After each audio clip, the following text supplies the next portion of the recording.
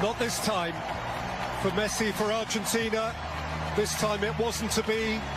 This time, even the greatest conjurer in the history of the game couldn't quite cast his spell. Messi's magic will endure forever. But 4 years after captivating Qatar and hoisting the trophy high, the simply beautiful, unmatched Lionel Messi must settle for second prize. June 18, 1815. On a field in what is now known as Belgium, one of the most famous men in all of human history was about to lose everything for a second time.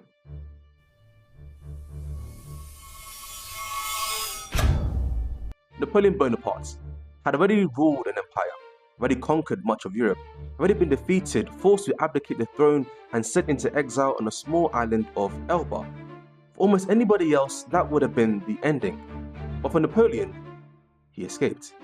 On the 1st of March 1815, he landed back into France with just over 1,000 loyal men, and 2.5 weeks later, he entered Paris and took back power again. Europe had already beaten Napoleon once, and now they had to beat him again. And at Waterloo, they did just that. Napoleon lost the battle, and 4 days later, he abdicated the throne again. His career in politics was finished. And yet, more than 200 years later, if I say the word Waterloo, there's a very good chance the first person you think about isn't the man who beat Napoleon. It is Napoleon. Which lets us know something very important about history. You can lose the final battle and still become the main character of the story. And that might explain Lionel Messi's 2026 World Cup better than any stats ever possibly could. What makes the final chapter of Napoleon's career so fascinating is not that he never lost. It is that defeat never seemed capable of finishing him off. And by 1814, Napoleon's empire had collapsed. He abdicated his throne and was exiled into Elba. The story should have ended right there. But instead he returned and landed back into France with roughly over 1,100 men and marched north and watched as forces that were sent to stop him begin to join him. Within weeks he was back into Paris, and this extraordinary return became known simply as the 100 Days. And even though it ended in disaster at Waterloo, the comeback itself became part of the legend. Napoleon's final campaign was a failure, but it was an unforgettable failure, and that distinction, it matters. Because Lionel Messi's career with Argentina has also contained more endings than it probably should have. In 2014, Messi reached the World Cup final, and Argentina lost 1-0 to Germany in extra time. For years, that defeat became one of the central arguments against him. The greatest club player of his generation, some said, but not a World Cup winner. Then came 2016, and Argentina lost another major final, this time the Copa America Centenario against Chile. And after the match, Messi announced that he was done with international football as a whole. He was only 29 years old. For a moment that looked like the end of Messi and Argentina as a whole, but it wasn't. A few months later, he came back.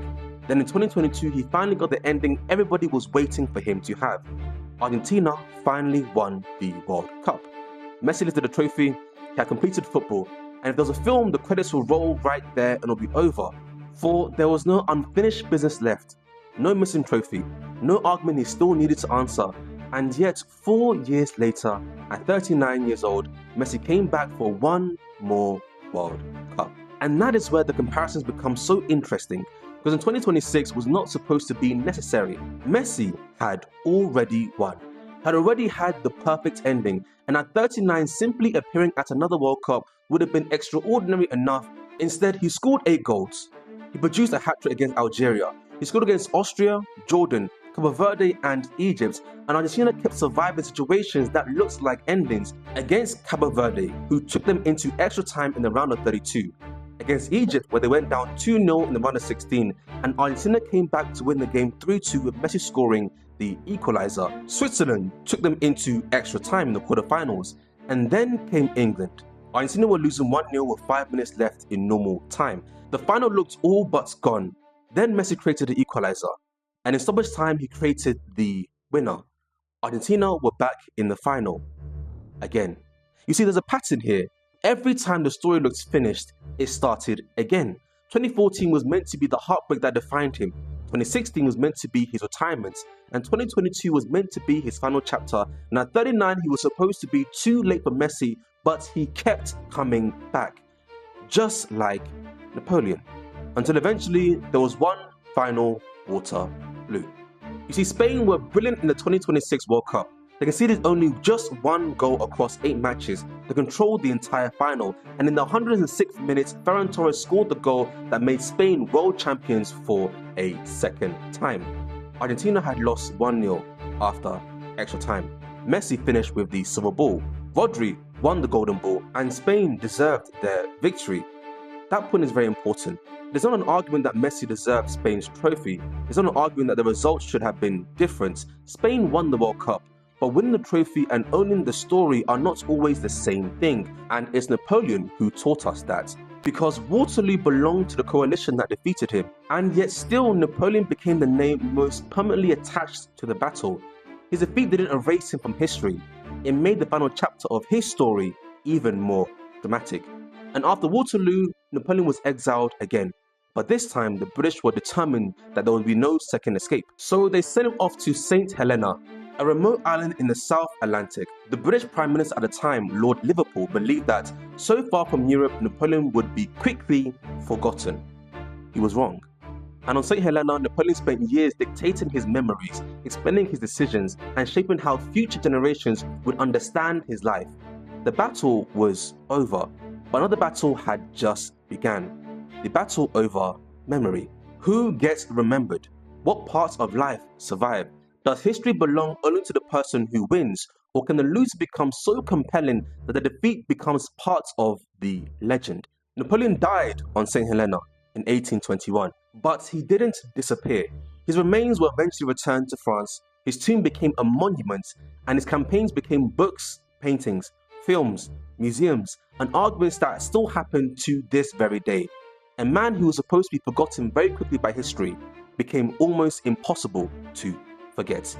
And that's where football and history becomes surprisingly similar, because history is not a league table. It doesn't preserve every event in perfect proportion. It remembers stories.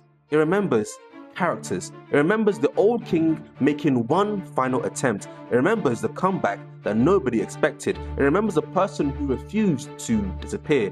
And sometimes it remembers the loser more vividly than the winner. And to be clear, Messi is not Napoleon. I'm not comparing their lives, their morality, or their importance to human history. I'm comparing what memory does to a person after they lose. Spain owned the 2026 World Cup trophy, and that will never change. But who owns the memory of the tournament? That answer is not yet being written. Imagine people talking about the 2026 World Cup 30 years from now. They'll remember Spain as champions, and as they should. But what other images begin to survive? A 39-year-old Messi scoring 8 goals, Argentina down 2-0 to Egypt and somehow surviving, and Messi creating 2 late goals against England. One last World Cup final.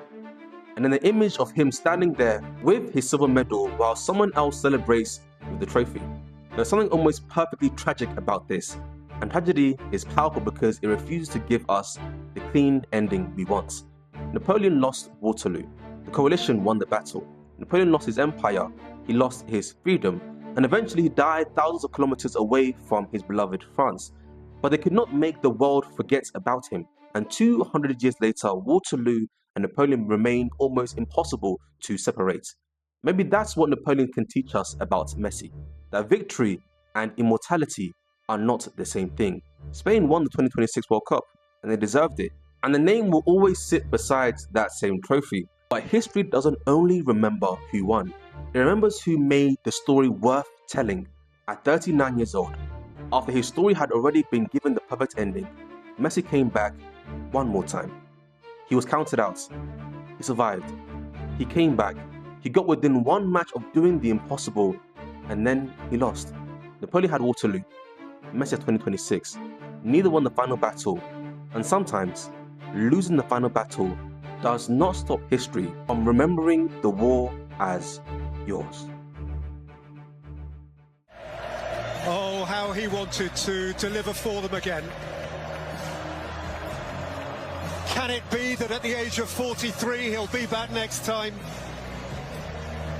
Dare to dream. If anybody has enabled the world to dream, it's Lionel Messi.